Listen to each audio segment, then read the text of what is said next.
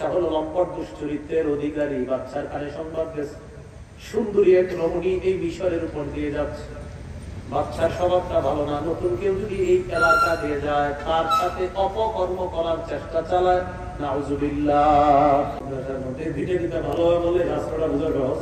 এটা কথা শাস্ত্র, কালাম শাস্ত্র। ইব্রাহিম বললেন এই বড়টা, ওনার উদ্দেশ্য আমি এগুলোর চাই বড়, এগুলো তুমি বানানো, আর বানানো জিনিস এগুলোকে আবার কখনো বড় হয় নাকি? তো তাদের এই বড়টা আমি, তারা মনে করছে ওইটা। আল্লাহ যদি আজকে বলে ইব্রাহিম আপনি এমন কথা কেন বললেন যে কথায় জনগণ মনে করছে বড় খোদা, আর আপনি মনে করছেন নিজেরে, আমি কি জবাব দিব? 3 নাম্বার, ইব্রাহিম নবী তার বিবি নিয়ে রওনা করছে, ইরাক থেকে যাবে শামে। মিশরের উপর দিয়ে যায়। যাওয়ার সময় মিশরের তৎকালীন বাচ্চার নাম সিনান ইবনে ইলওয়ান। এই বাচ্চা হলো লম্পট দুশ্চরিত্রের অধিকারী। বাচ্চার কানে সংবাদ গেছে, সুন্দরী এক রমণী এই মিশরের উপর দিয়ে যাচ্ছে। বাচ্চার স্বভাবটা ভালো না। নতুন কেউ যদি এই এলাকা দিয়ে যায়, তার সাথে অপকর্ম করার চেষ্টা চালায়, নাউজুবিল্লাহ। ইব্রাহিম নবী বললেন তুমি যখন বাচ্চার সামনে যাবা, তোমার যখন প্রশ্ন করবে তুমি সম্পর্কে আমার কি হও, তুমি বলবা বোন হও, বিবি হও, এটা বলবা না। মানে এটা বলবা না, এই শব্দটা শিখাই দেয়। মানে তুমি আমার বোন হও, মানে বিবি হও, এটা না বলে বলবা বোন হও। কি হও? ইব্রাহিম নবীর বিবি সারা। এই সারা হলো আদমের মেয়ে, ইব্রাহিম নবী হলো আদমের ছেলে। সারা হলো আদমের মেয়ে, ইব্রাহিম নবী আদমের ছেলে।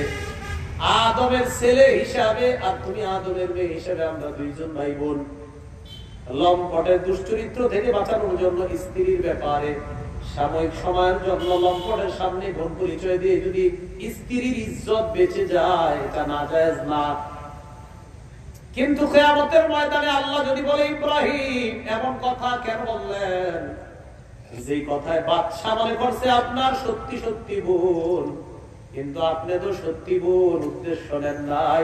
আপনি তো নিয়েছিলেন জাতিগত বোন, মানুষ হিসাবে ভাই বোন।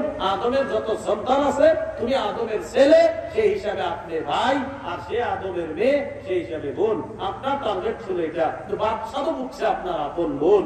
যদি বলে ফেলে আল্লাহ, আমি কি করবো? এই 3টা বিষয় আমি টেনশনে আছি। ইব্রাহিম নবী বলেন নফসি নফসি নফসি, আমি আমার সুপারিশ প্রত্যাশী, আমার সারা অন্য কারো কাছে যাও। ইযহাবু ইলা গায়রি ইযহাবু ইলা মুসা আলাইহিস সালাতু ওয়াস সালাম। মুসা নবীর কাছে যাও। মুসা নবীর কাছে আসবে, আসার পর বলবে ইয়া মুসা আনতা রাসূলুল্লাহ ওয়া ফাদ্দালাকা আল্লাহু বিরিসালাতিহি ওয়া বিকালামিহি আলান নাস। মুসা আপনি হলেন আল্লাহর রাসূল। আল্লাহ আপনাকে রিসালাত আর কথা বলার মাধ্যমে দুনিয়ার সব মানুষের উপর আপনাকে শ্রেষ্ঠত্ব দান করেছে। এ মুসা দুনিয়ার মধ্যে কত কথা বলতেন, আজকে আমাদের পক্ষ হয়ে রবের কাছে একটু কথা বলেন, যেন এই অবস্থা থেকে আমাদের পরিত্রাণ হয়ে যায়। মুসা নবী জবাব দিবে পাবে পাতালতু নাফসান লাম উমার বিকাতলিহা। দুনিয়ার মধ্যে একজনকে হত্যা করেছিলাম, যারে হত্যা করার হুকুম আমারে দেওয়া হয় নাই। আল্লাহ যদি আজকে আমাকে বলে মুসা কেন একটা মানুষ মারলেন, আমি কি জবাব দিব? নবুয়ত অবস্থায় মারা নাই, কিন্তু অনেক আগে মুসা একজনের ঘুষি মারছে, কত আল্লাহ ভুলে গেছে। আল্লাহর কাছে তওবা করছে, আল্লাহ মাফ করে দিচ্ছে। মাফ করলে দেওয়ার কোনো সমস্যা নেই। মুসা আলাইহিস সালাতু ওয়াস সালাম এই অবস্থা যখন হবে, তখন মুসা আলাইহিস সালাতু ওয়াস সালাম বলবে আমি যে হত্যা করছি, আল্লাহ যদি আমারে বলে ফেলে কি জবাব দিব? ইযহাবু ইলা গায়রি ইযহাবু ইলা ঈসা আলাইহিস সালাতু ওয়াস সালাম। আমি ছাড়া অন্য কারো কাছে যাও, ঈসা নবীর কাছে যাও। ফায়াতুনা ঈসা, সবাই ঈসা নবীর কাছে আসবে। আসার পর বলবে ইয়া ঈসা, ও ঈসা আপনি আল্লাহর রাসূল, কালিমাতুহু আলকাহা ইলা মারইয়াম ওয়া রূহুম মিন। আপনি বলেন আল্লাহর কালিমা, এই কালিমা আল্লাহ মারিয়ামের মধ্যে নিক্ষেপ করেছেন। আল্লাহ বলছেন কুন ফায়াকুন, আল্লাহ আপনারে বলছেন হও, আপনি হয়ে গিয়েছেন। আপনি হয়ে গেছেন। ঈসা নবীর আল্লাহ কুদরতি ভাবে বানাইছে, আজকে আপনি আমাদের জন্য একটু সুপারিশ করেন। ঈসা নবী জবাব দিবে, ইযহাবু ইলা গায়রি, ইযহাবু ইলা মুহাম্মাদিন সাল্লাল্লাহু আলাইহি ওয়াসাল্লাম। আমি ছাড়া অন্য কারো কাছে যাও, মুহাম্মদ সাল্লাল্লাহু আলাইহি ওয়াসাল্লামের কাছে যাও। قد غفر الله له ما تقدم من ذنبه وما تأخر। নবী মুহাম্মদের কাছে যাও, তার আগে পরের কোনো গুনাহ নাই। নবীজি হাদিসটা যখন শোনাইতেছে, কেমনে শোনাইতেছে মনে আছে না আপনাদের? কি আপনাদের ভুলে গেছে? হ্যাঁ হ্যাঁ, রাম নবী নিয়ে হাদিস পেতে, হাদিস এসে তো আরো বাকি ছিল।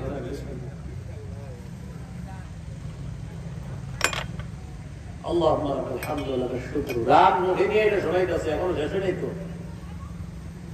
তোমরা মুহাম্মদ সাল্লাল্লাহু আলাইহি সাল্লামের কাছে যাও সবাই। ফায়াতুনা মুহাম্মাদান সাল্লাল্লাহু আলাইহি ওয়াসাল্লাম, নবীজির কাছে আসে।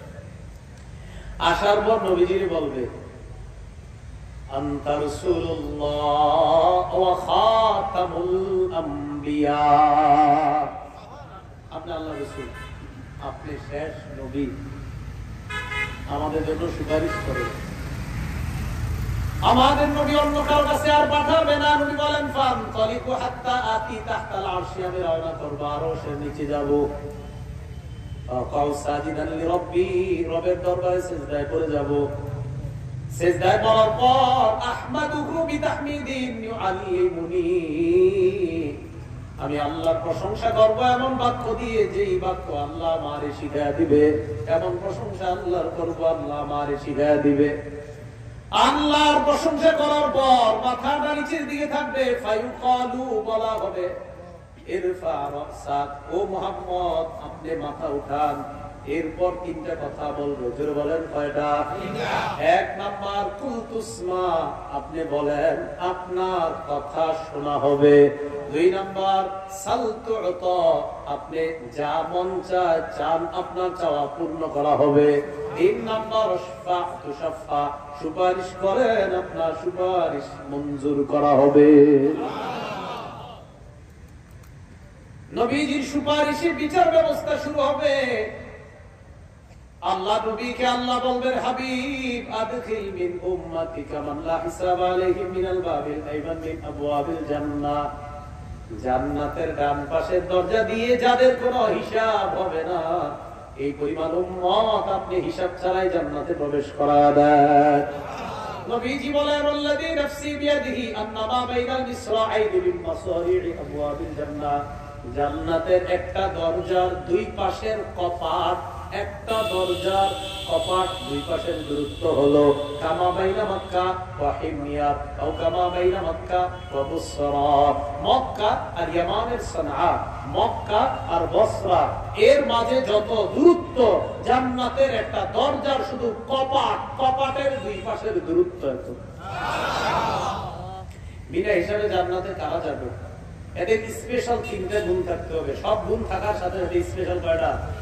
নামাজ, রোজা, হজ, যাকাত তো সব দিতেই করবেনই, এছাড়াও কয়টা গুণ থাকবে? তিনটা। ক্বালা রাসূলুল্লাহ সাল্লাল্লাহু আলাইহি ওয়াসাল্লাম, ইয়াদখুলু মিন উম্মতি আল জান্নাহ ৭০,০০০ বিগাইরি হিসাব, আমার উম্মতের ৭০,০০০ হিসাব ছাড়াই জান্নাতে যাবে। তারা কারা? নবীজি বলেন, এক নম্বর হুমুল্লাযীনা লা ইস্তারকুন, এরা হলো তারা যারা দুনিয়ার মধ্যে গায়রুল্লাহ নামে ঝাড় ফুঁক করে না। তার নামে গায়রুল্লাহ নামে, আল্লাহ ছাড়া অন্য কারো নামে ঝাড় ফুঁক করে না। দুই নাম্বার ওয়ালা ইয়াতাতায়্যারুনা, দুই নাম্বার যারা শুভ অশুভ লক্ষণ নির্ধারণ করে না। শুভ অশুভ লক্ষণ বুঝেননি? দরজায় বাড়ি রাখছে সকালবেলা, মাথা আজকে সারা দিন খারাপ যায়, দোকানদারের কাছে গিয়ে ভাই 1 কেজি বলার চাল দেন, দোকানদার দিস পাহাড়ে টাকা আনতে মনে নেই, দৌড়ে গিয়ে আনতেছি, রাগ করে না, ওই যে শুরুতে বাকি দিলা সারাদিন কুকা লাগছে, আজকে সারাদিন খারাপ যাবো, আমাদের এটা কি বুঝছি? প্রথমে বাকি দিলে সারাদিন খারাপ যাবে, এই কথাটা আমাদের কইছে কি? সাজদামি কথাবার্তা। এটা কোন জাল কিতাবে লেখা আছে? কি কিতাবে? জাল কিতাবে। মানে সহিহ আর দইফে তো নাই, জাল কোথায় আছে? আমি কিন্তু জাল কিতাবও পড়ি। কি কিতাব? জাল দিয়েও পড়ি তো। কারণ আমাদের দেশে যারা মাঠ গরম করে না, একদল আছে দেখবেন যারা মাঠ গরম করে আপনার মহব্বতের পরিচয় দিয়ে, এদের বেশিরভাগ বর্ণনার মূল ভিত্তি জাল। আরে খালি শোনাবে এই সেই এই জাল বইলা বইলা, সামনে যারা আছে খালি কান্দে, আহারে আহারে, আসলে সব জাল শুনে শুনে কান্দছে। না এমন এমন কথা কয়, সামনে যারা বহারা দিয়ে আরে কান্দছে রে, অথচ যা বলতেছে সব জাল বলতেছে। আর আপনারাও খুশি এগুলা কইলে, যত জাল এত ঝাল, মানে খুব মজা লাগবে, খুব মজা পায়। জাল বর্ণনা যখন হয় না মজা পায়। যেমন আমাদের দেশের মানুষ বেশি শুনতে মজা লাগে এগুলা, যে আমি যদি এখন বয়ান করি, হঠাৎ আমি তাল গাছের উপরে দেখলাম এক ব্যক্তি জায়নামাজে দাঁড়িয়ে দাঁড়িয়ে তিনি তাল গাছের উপর দিয়ে উড়ে উড়ে যাচ্ছে, মানে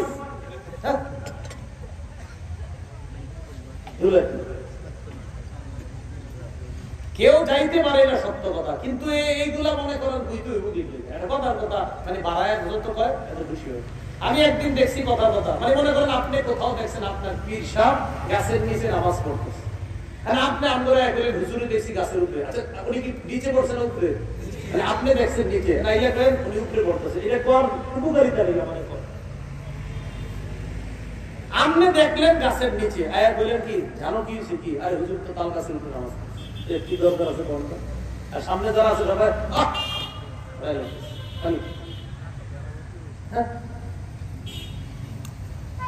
খালি আমার জন্য দোয়া করতে থাকেন, ইনশাআল্লাহ জাল মুক্ত বাংলাদেশ হতেই হবে।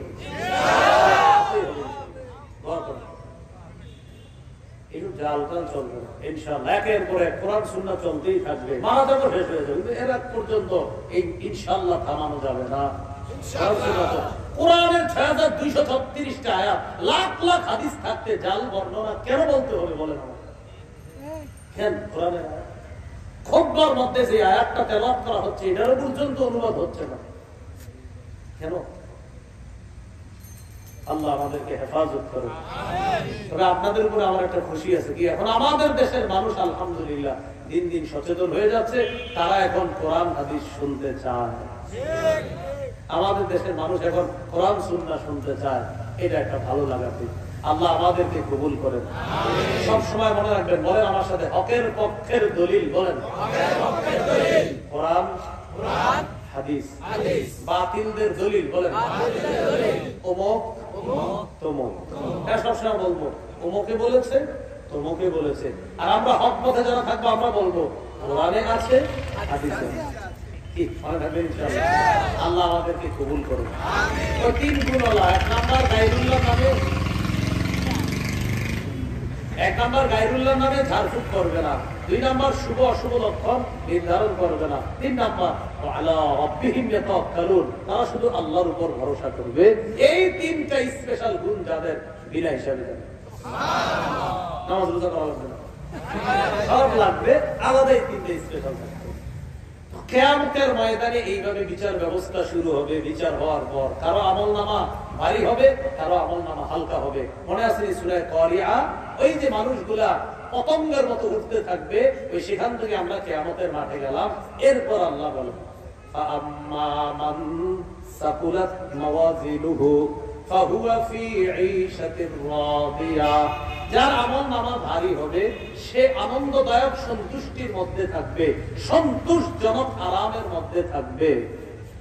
ওয়া আম্মা মান খাফফাত মাওয়াজিনুহু ফাউম্মুহু হাবিয়া, যার আমলনামা হালকা হয়ে যাবে তার ঠিকানা হবে হাবিয়া। বলেন কি হবে? বলেন তো, আমলনামা যার হালকা হবে তার ঠিকানা কি হবে? আরো জোরে বলেন কি হবে? আল্লাহ বলেন ওয়া মা আদরাকা মা হিয়া, নবী আপনি জানেননি হাবিয়া কারে কয়? নারুল হামিয়া। হামিয়া হলো উত্তপ্ত আগুন, জ্বলন্ত আগুন, যে আগুন সব ধ্বংস করে দিবে, জ্বালিয়ে পুড়িয়ে শেষ করে দিবে, এই হলো হামিয়া। আল্লাহ আমাদের সকলকে আমলনামা ভারী করে যেন আমরা ডান হাতে আমলনামা নিয়ে আমরা জান্নাতি হতে পারি, আল্লাহ তৌফিক দান করেন। সুবহানাল্লাহি ওয়া বিহামদিহি, সুবহানাকাল্লাহুম্মা ওয়া বিহামদিকা, আশহাদু আল্লা ইলাহা ইল্লা আনতা আস্তাগফিরুকা ওয়া আতুবু ইলাইক। আপনাদের জন্য একটা ঘোষণা,